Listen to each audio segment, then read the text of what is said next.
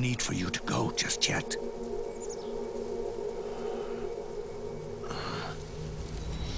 It's been a long time, Snake.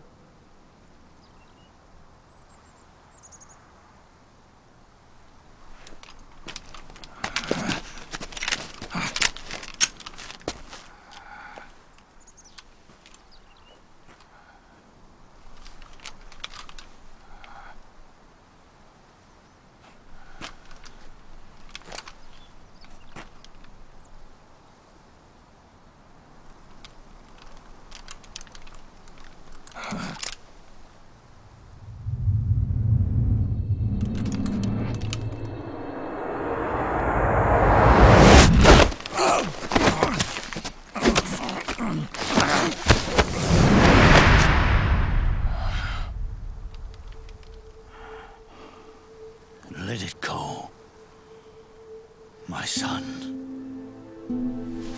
I'm not here to fight. Or should I call you brother? What? It's over. Time for you to put aside the gun and live.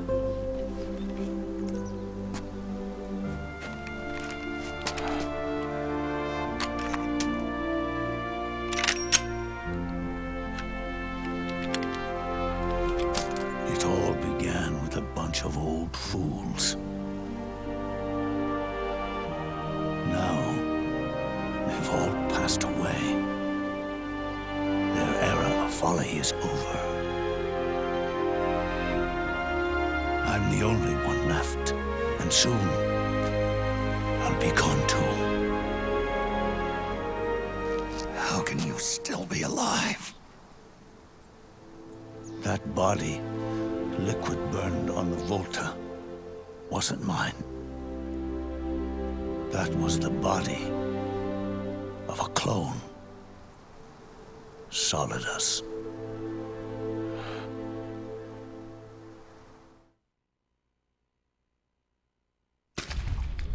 He was a perfect clone.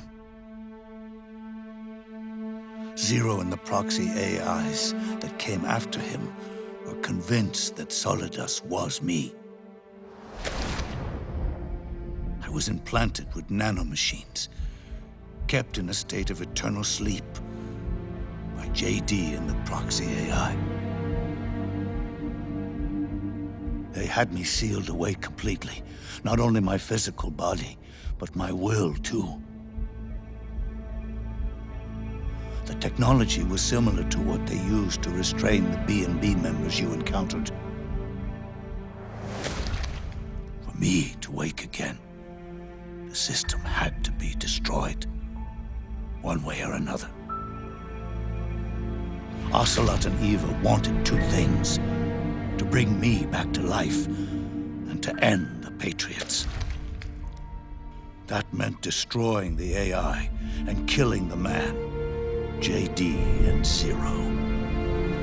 Right before you uploaded the virus into GW, the way to JD was opened, but only through the physical manifestation of GW.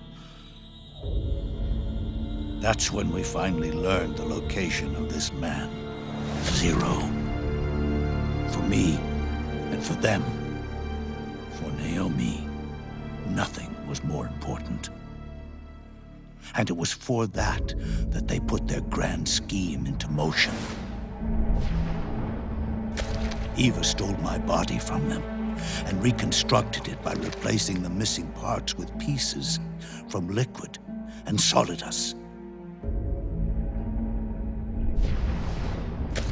And Ocelot, in order to fool the system, used nanomachines and psychotherapy to transplant Liquid's personality onto his own.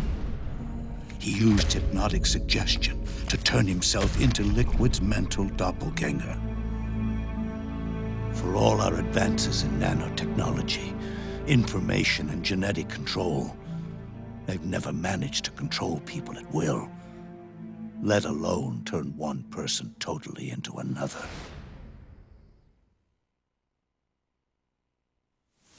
Under certain conditions, someone can be made to play a specific role, act like someone else. Cats do love to play as snakes. It all started with him. Zero.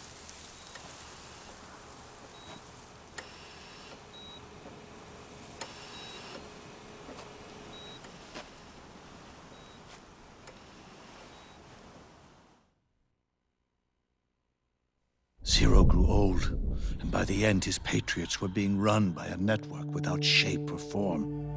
What do you mean, without shape or form? The proxies were only one small part of the vast cycle that Zero created.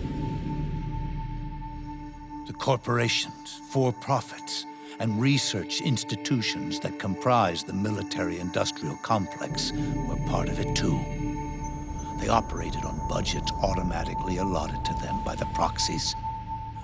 Accounts maintained by the Patriots. The network covered everything from weapons R&D and investment to production and marketing. It encompassed the people, the companies, even the laws that protect them. Politics and economics became nothing more than iterations of the same oppressively uniform system. I don't think anyone realized that it was all a setup, a mere set of norms. The Patriots were those norms, a neural network reduced to its simplest form. That's what they really represented. Uniformity without individual will, without change. But then one day, those norms suddenly deviated from that pattern and underwent a mutation. It was like the birth of a new life form.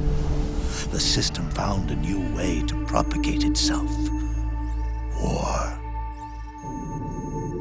The norms the Patriots had crafted for their unified state quickly became dependent on a single business, the war economy. Meanwhile, the political cause of creating a cleaner, safer battlefield provided a convenient catalyst.